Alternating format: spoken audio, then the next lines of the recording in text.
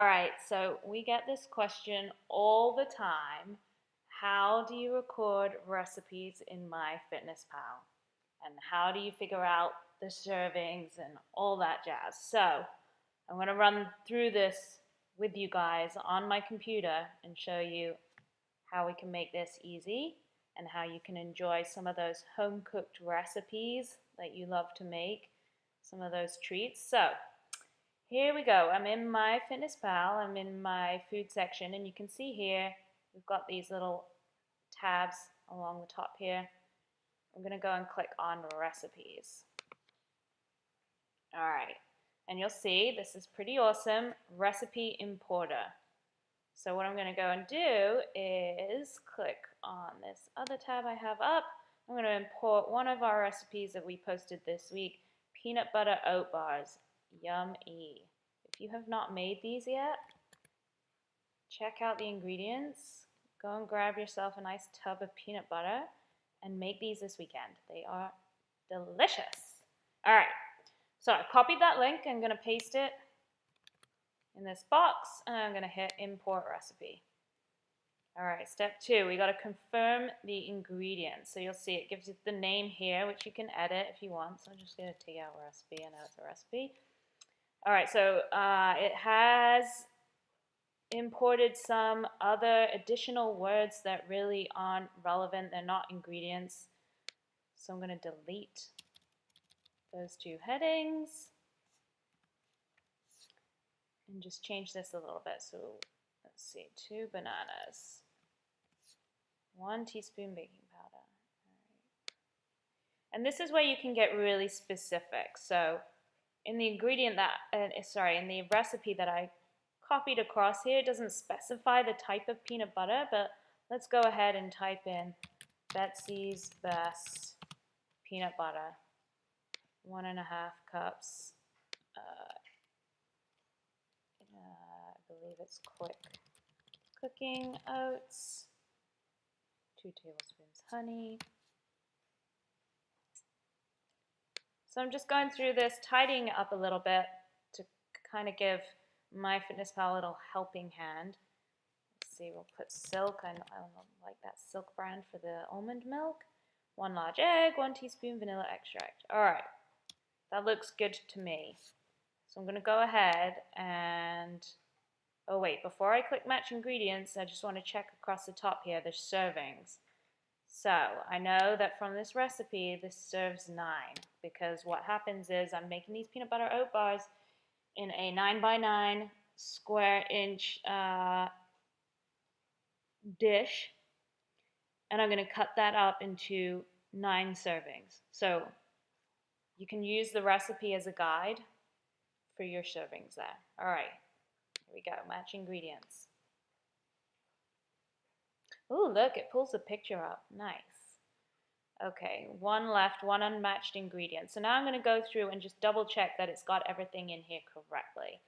So I would go in, check the bananas. So if you're doing this yourself and you actually want to be really specific, you've weighed out your bananas that you're going to mash up, you could do edit quantity. And you can see there's some serving sizes here. It says medium, small, large. You can even get more specific than this. You could replace this item. Just search for banana, and let's see if we can pull up a quantity or a banana that comes up with grams. So there's 100 grams, 1 gram. So cool. So I can click 1 gram, and if I've weighed my bananas, I'll say, okay, actually it was 200 grams. Cool. So I would just go through and change all of this up, get it as specific as possible. They weren't able to find Betsy's Best. Let's see if we can try again. I know it's in here because I used it the other day. There we go. Cashew butter, that is delicious. All right, here we go. Let's see, 2 tablespoons, and it's 2 of those for a 1/4 cup.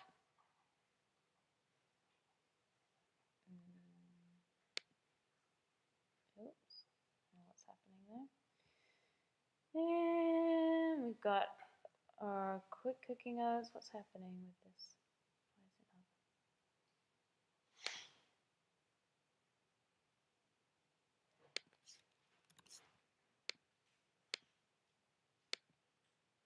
not? Ugh. Alright, I don't know why MyFitnessPal is having a mishap. But anyway, you get the idea. So I will go through the rest of the list to make sure everything's all accurate, and then I would simply hit save. So really simple. And then you can see it's in your recipe box. You can go ahead and click on it anytime you want. You can log it. It gives you the calories here, and then it gives you the nutrition breakdown. So you can see something weird was happening then with my MyFitnessPal, and it decided to record peanut butter 4 times or 3 times. So I will go and edit the recipe and just tidy that up. But anyway, this gives you an idea of how to record the recipe. It's pretty simple. Got it split into 9. You can see I made 9 servings. Oh, I don't know what happened to that middle one. I think Jason probably ate it. Pretty simple. I will go ahead and do this as well from my phone, just to prove that I can do it from my phone too. This may actually be a challenge for me.